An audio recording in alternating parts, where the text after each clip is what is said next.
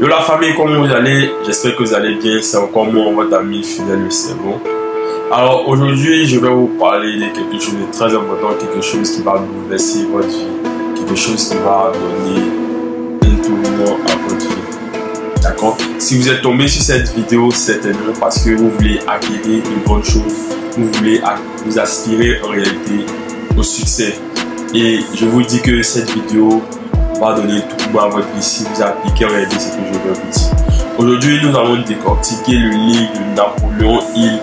Et pour ceux qui ne connaissent pas Napoléon Hill, vous pouvez m'écrire dans les commentaires ou en message privé. Je vais faire une autre vidéo sur Napoléon Hill. Alors, Napoléon Hill écrit « Réfléchissez et devenez riche », qui était un livre très magnifique. Aujourd'hui, je l'ai à ma possession et j'ai commencé à lire. Aujourd'hui, on va parler de ce livre. Alors, le premier, pour ne pas dire la première loi qui nous enseigne sur le succès, c'est le désir. Et ici, l'auteur, il définit, il dit comme ça que le désir, c'est le point de départ de tout accomplissement. C'est le point de départ de tout accomplissement. Alors, méditons un peu sur ce qu'il vient de dire. C'est le point de départ de tout accomplissement. Ça veut dire tout ce qu'on veut faire de notre vie, il doit avoir un désir ardent qui brûle. Ici, regardez comment maintenir dans l'esprit le désir ardent. Comment maintenir dans l'esprit le désir ardent? C'est tout simplement très simple. Regardez, dans ce livre, il donne l'histoire d'un capitaine qui partait en guerre avec son armée et numériquement parlant, ils étaient inférieurs. Du coup, ils n'avaient pas une autre porte de sortie à part leur navire qu'ils avaient, c'est-à-dire le bateau qu'ils avaient pour pouvoir se déplacer pour aller dans le camp adverse. Qu'est-ce que le chef il a fait? Ils sont montés dans le bateau, ils ont traversé le fleuve.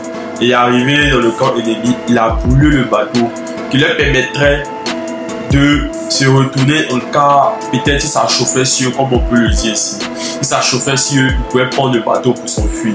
Mais le chef, il a fait quoi? Il a brûlé le bateau et il a dit à son armée que c'est vrai, nous sommes peu numériquement parlant, mais nous sommes venus ici pour gagner cette victoire ou pour mourir. À nous de voir. Soit on meurt, soit on gagne. Vous voyez le désir qu'il avait de combattre, le désir qu'il avait de gagner ce combat. Et en réalité, ils ont gagné le combat malgré qu'ils étaient un peu, parce qu'ils ont donné toute leur énergie, toutes les forces. C'est ce que je veux vous faire comprendre. Lorsque vous avez un projet, vous avez une ambition, vous devez donner toute votre force, toute votre énergie.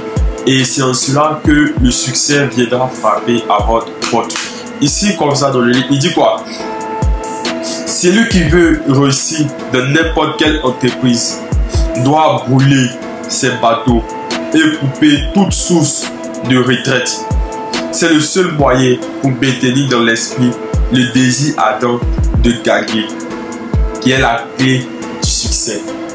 Ça a été clair, il n'y a rien à dire. Donc c'est ça, chers amis, je vous dis à très bientôt. Merci. J'oubliais, on se retrouve demain pour un prochain numéro sur la seconde loi. Pour que nous puissions acquérir ces 13 lois, il faut que vous restiez connectés sur ma page.